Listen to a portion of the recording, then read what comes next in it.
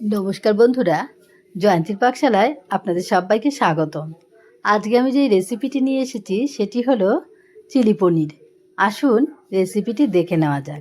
দিয়ে দিচ্ছি লঙ্কার গুঁড়ো, সয়া সস 1 চামচ, দিয়ে দিচ্ছি রেড চিলি সস, দিয়ে দিচ্ছি টমেটো সস, সামান্য লবণ দিয়ে এগুলোকে মেখে নিচ্ছি।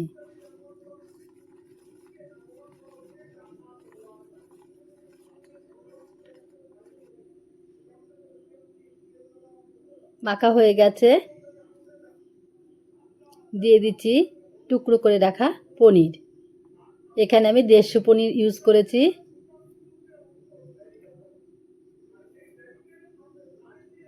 দিয়ে দিলাম আদা রসুন বাটা 1 চামচ, দিয়ে দিলাম কর্নফ্লাওয়ার,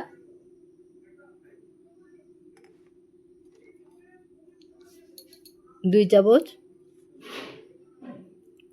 চালের গুঁড়ো দিয়ে দিলাম 2 চামচ,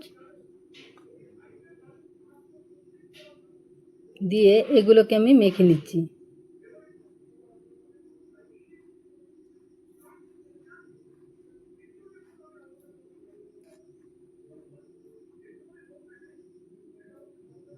আমার মাখা হয়ে গেছে। কড়াইয়ের মধ্যে দিয়ে দিচ্ছি সর্ষের তেল। তেলটা গরম করে গ্যাসের আঁচটাকে কমিয়ে দিতে হবে। একটি একটি করে ছেড়ে দিলাম।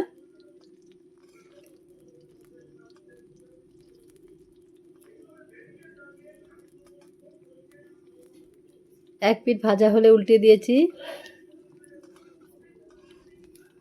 এভাবে করে মুচমুচে করে ভেজে নেব। ভাজা হয়ে গেছে।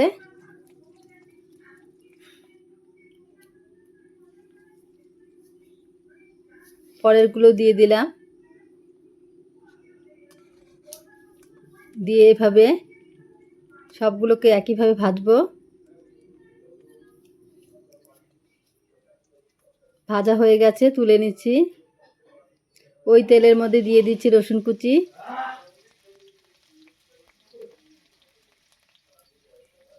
আদা কুচি,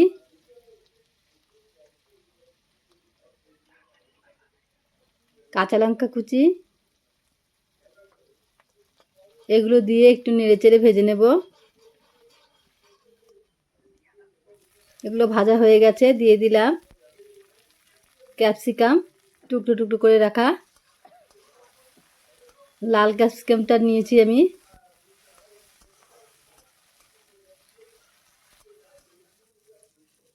দিয়ে দিলাম টুকরো করে রাখা পেঁয়াজ। এগুলোকে আমি একটু হালকা হাতে নেড়েচেড়ে ভেজে নেব।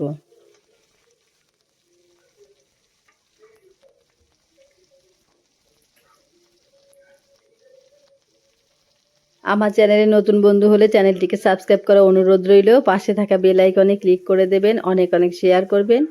দিয়ে দিচ্ছি টমেটো সস,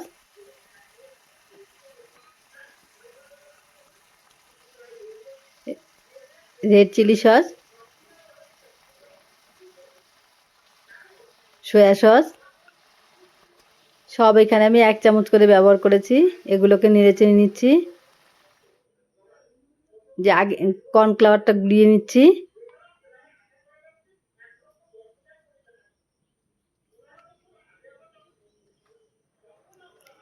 ওটাকে এর মধ্যে দিয়ে দিলাম। বাটিটাকে ধুয়ে আর একটু জল দিয়ে দিলাম।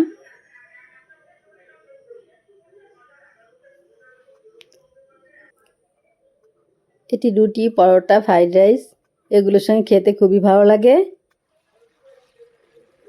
একটু নেড়ে চেড়ে নিচ্ছি।